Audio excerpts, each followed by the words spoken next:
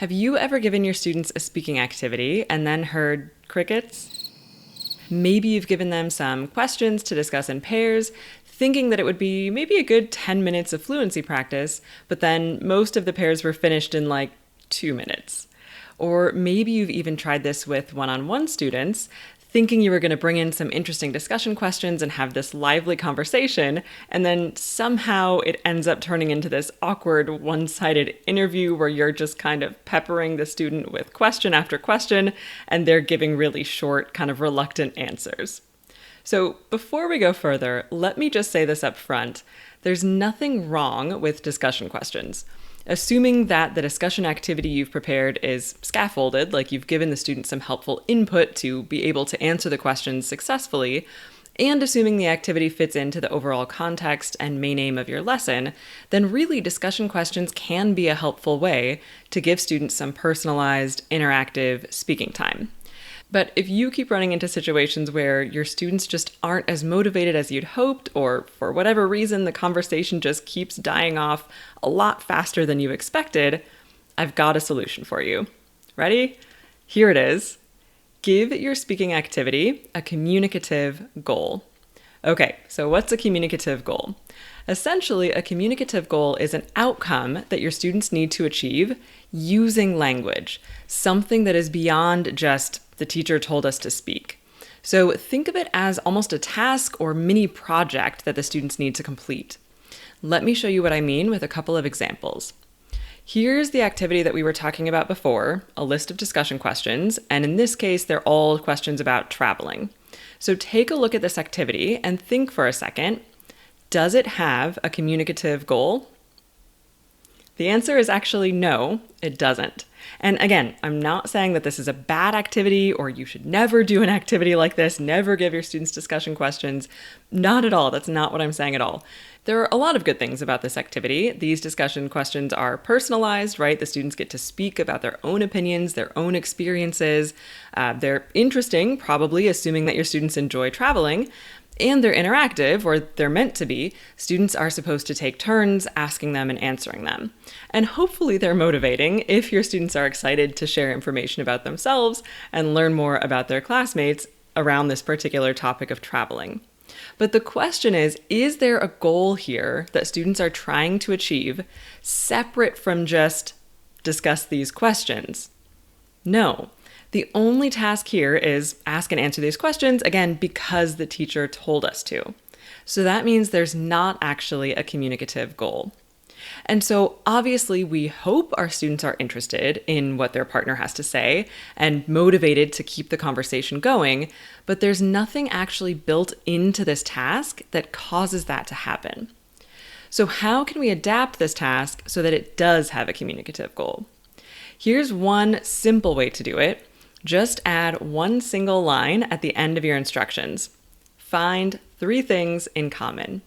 Now the task is ask and answer these questions with your partner and find 3 things that you have in common in that conversation. So how does adding this communicative goal, right, that one line, find 3 things in common, how does that change things? Well, first of all, the students now have a goal, again, that isn't just discuss these questions because the teacher told us to. Now their goal outside of that is to find those 3 things in common with their partner. So there's now this outcome that they need to achieve, this thing that they have to accomplish before the activity can officially end.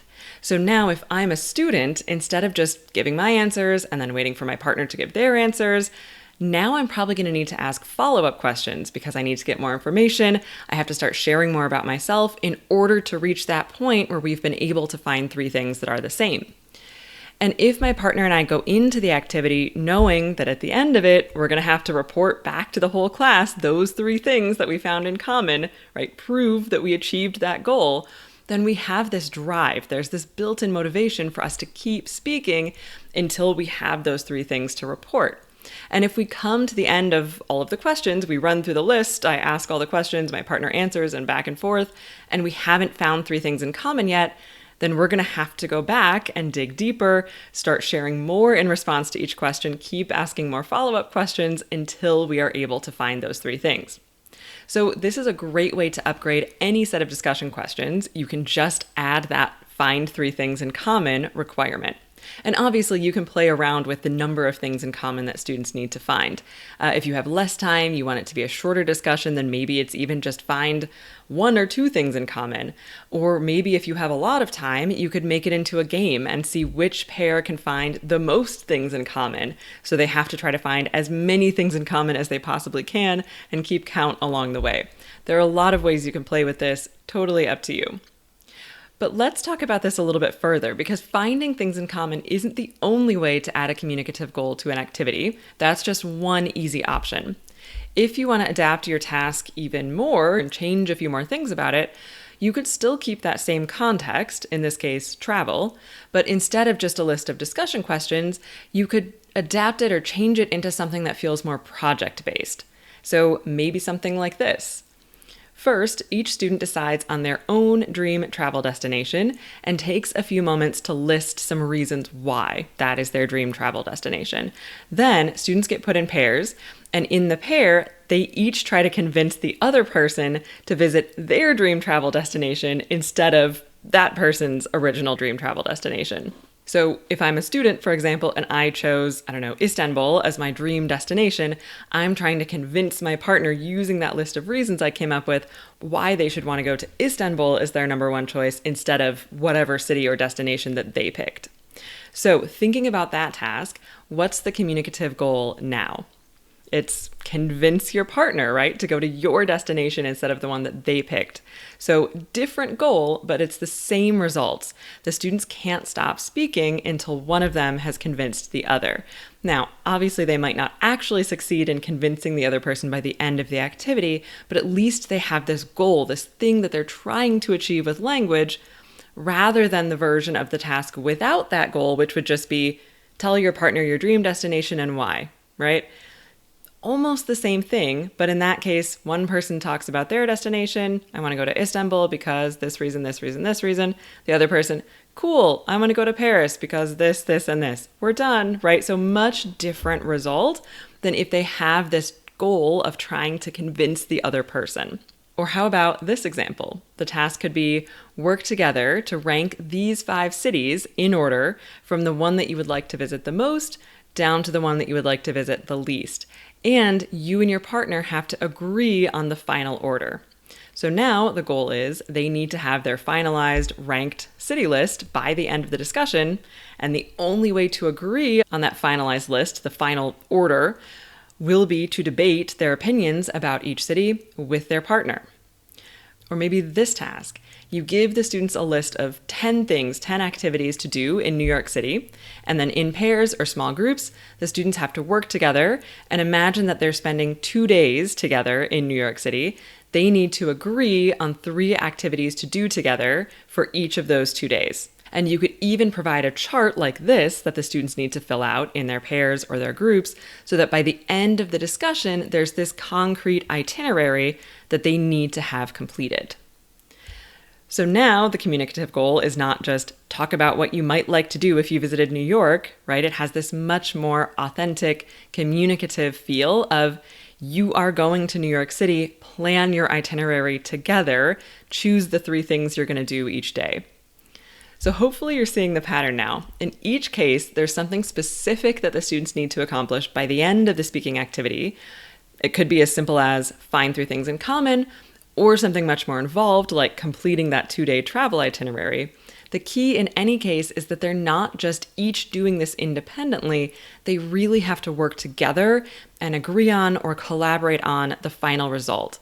And the only way to do that is by using language. They have to share their own opinions, they have to ask for each other's opinions, they have to agree, disagree, they might have to use persuasive language to try and convince the other person to do what they want to do.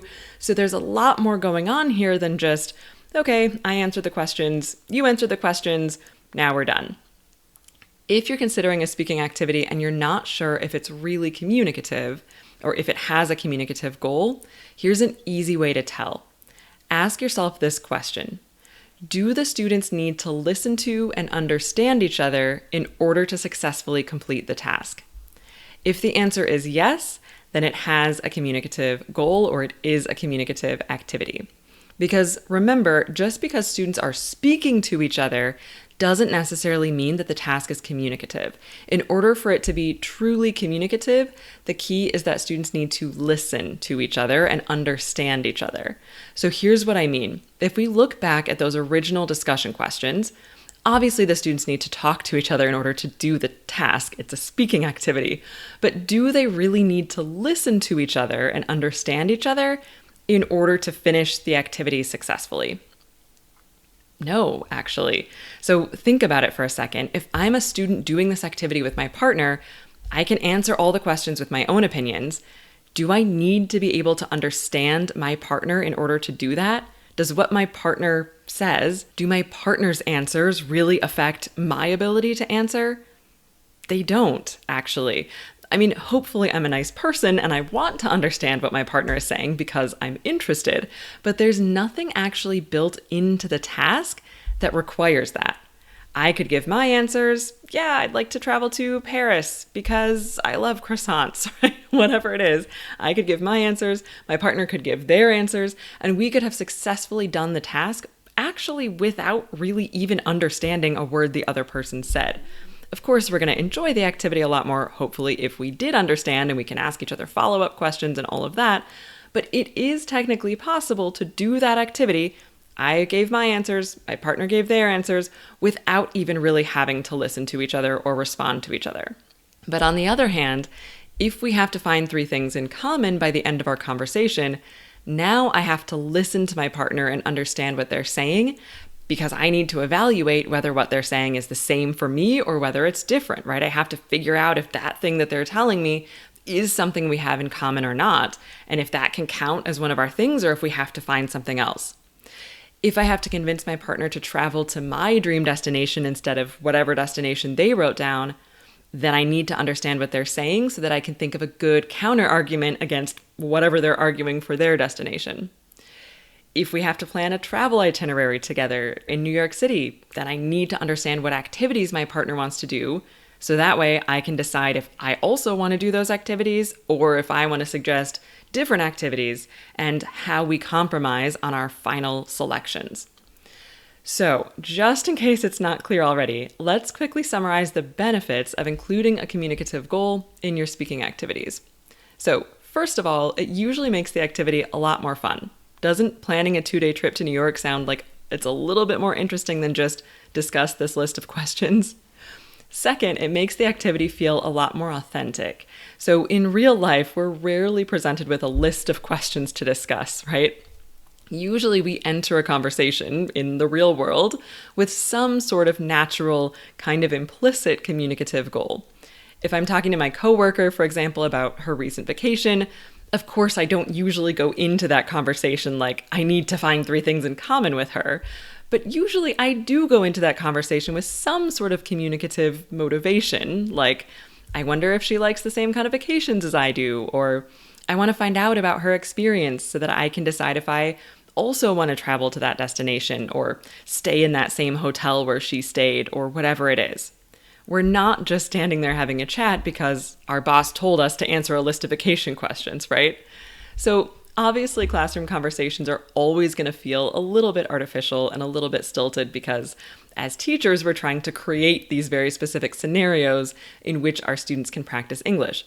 But adding that communicative goal into the activity at least helps it mimic real life communication a little bit more closely and makes it feel a little bit more authentic in that students have some sort of result or communicative purpose that they're trying to get out of the conversation rather than just, we have to talk about these questions now.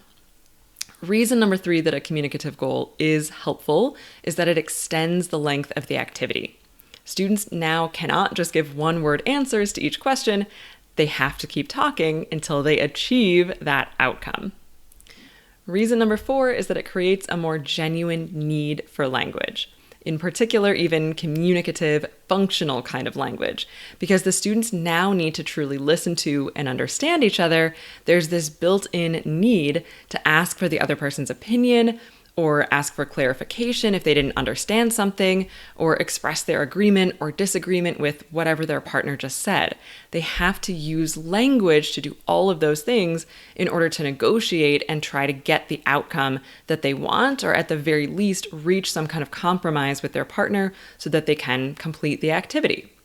And then finally, because of everything I mentioned above, an activity with a communicative goal tends to be a lot more motivating. So I've seen students who in the past were giving one-word answers during discussion tasks absolutely come alive trying to argue that they really wanted to go to Central Park instead of the Empire State Building for this hypothetical New York trip. So communicative goals are a great way to motivate your students to speak and build what could have been sort of a ho-hum discussion activity into something that is exciting and truly communicative for your students.